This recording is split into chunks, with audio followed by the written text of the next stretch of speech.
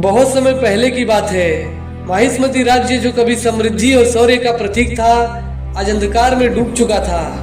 एक भयानक पूर्ण राक्षस ने राज्य पर हमला कर दिया था।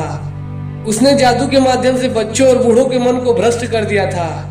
बच्चों की मासूमियत और बुजुर्गों की बुद्धि को धीरे धीरे अपने अधीन करता जा रहा था। राक्षस ने इंटरनेट की आड़ में अपने पूर्ण विचारों को फैला दिया। उसने हर घर में मोबाइल और स्क्रीन के माध्यम से प्रवेश कर लिया। लोगों की आंखें खुली थी पर आत्मा सो चुकी थी।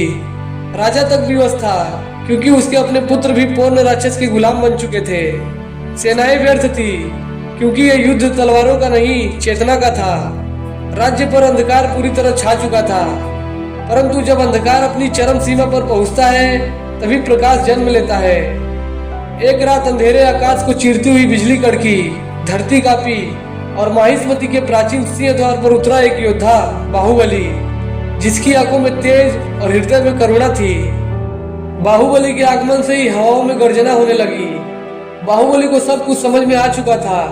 उसने तलवार नहीं, सच्चाई और शिक्षा को अपना हथियार बनाया।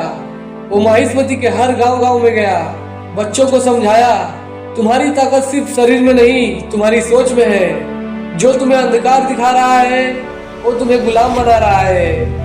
वो बुजुर्गों से बोला, तुमने पीढ़ियों को दिशा दी है, अब खुद को फिर से पहचानो, संस्कारों की जड़ें फिर से मजबूत करो। बाहुबली ने एक आंदोलन छेड़ दिया। मोबाइल में संस्कारों के ऐप्स आने लगे। स्क्रीन पर ज्ञान, ध्यान और चरित्र निर्माण के संदेश चलने लगे। उसने बुजुर्गों को फिर से सम्मान दिलाया, बच्चों को स्वाभिमान और विवेक सिखाया। जब पूरा राज्य जाग गया तब पूर्ण राक्षस को गुस्सा आया। उसने बाहुबली को ललकारा, पर इस बार युद्ध तलवारों से नहीं, सोच और संस्कारों से हुआ।